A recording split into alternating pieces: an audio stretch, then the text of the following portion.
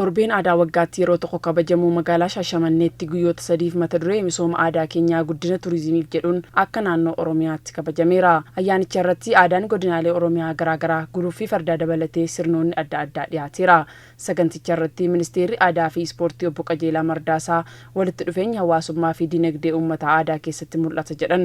Aadaa bareedaa uummatichaa kanaa gabaa addunyaaf dhiyeessuuf ministeerri aadaa fi ispoortii hojiilee garaagaraa hojjechaa jiraachuu obbo Qajeelaan dubbataniiru.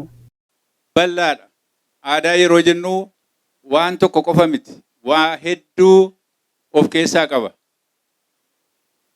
Jireenya hawaasummaa of keessaa qaba. Dhimmi dinagdeellee achi keessatti ni ilaalama. Walumaa gala hojii sochiin hawaasa tokkoo, eenyummaan saba tokkoo aadaa sana keessatti calaqqisaa jechuudha. Isaan kana guddisnee sadarkaa biyyaatti sadarkaa addunyaatti gabaa addunyaadhaaf global market jedhamu sanaaf illee dhiyeessuurra gahuutti jirra. Kun gara fuulduraatti guddina dinagdeetiif akka inni gumaachutti jabeessinee irratti hojjenna. Hooggantuun biiroo aadaa fi turizimii Oromiyaa Aadde Sa'aadaa Usmaan uummanni Oromoo hammataa ta'uu fi saba biraa waliin jiraachuu isaa ayyaanni torbee aadaa kun agarsiistudha jedhan. Kan duraaniirraan adda kan isa godhu naannolee Itoophiyaa keessatti argaman jila aadaa isaanii naannoleen 11 kan asitti argame ta'uu isaati jechuudha. Naannoleen 11 asitti argamanii hooggansa isaanii qofa osoo hin taane jilli aadaa isaanii asitti argamanii aadaa Sumaalee, aadaa Affaar, aadaa ummatoota Kibbaa akkasumas aadaa Beenishaangul, aadaa Gaambeellaa kan itti arginu warri maqaa isaaniitis hin dhoofne sabaaf sablammii hunda kan hammate ta'uu isaa ibsuun barbaada. Kun wanni ta'eef akkanumaanii miti. Akka ummanni Oromoo ummata ammataadha. Ummanni Oromoo sabaaf sablammii wajjin jiraata yeroo jennu qabatamaan lafarratti kan agarsiisnu hojiidhaan ta'uu isaati.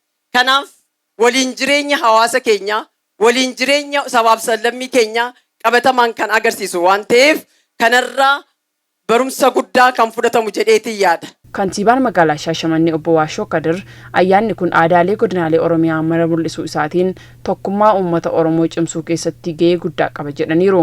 Magaalli Shaashamannee dhiibbaa siyaasaan hubamtee turtusii saffisaan misoomatti deebitee magaalaa sabaaf sablammootaa hammachuun fakkeenya taateedhas jedhan. Aadaan eenyummaa sab tokkoo kan calaqqisu jireef jireenya hawaasaa kan agarsiisu yommuu ta'u akka biyya keenyaatti sabaaf sablammoon wal danda'uun wal kabajuun walii birmachuudhaan adeemsa badhaadhinaaf guddina dinagdee biyyaa tokko kan ittiin tumsaniif sagantaa addaa ummata eebbifamaa ummata amantii isaan wal danda'ee aadaa isaatiin wal danda'ee bareedinaan biyya keessa jiraatu waan ta'eef biyya badhaatudha jechuun ni danda'ama. Hirmaattonni ayyaanichaa agarsiifni akkasii aadaan uummataa akka dagaagee itti fufuuf gahee guddaa qaba jechuudhaan sabaa fi sablammoota waliin kabajuun isii tokkummaa keenya cimsuuf ni gargaara jedhaniiru. Akkanatti ija keenya waan arginu kana baay'ee itti gammadaa tana caalaa cimsinee ammallee aadaa Oromoo keenya bokee qanafaa waa hundaa miciirraa waan gaarii kanaaf mul'isuun keenya waa guddaa natti tola.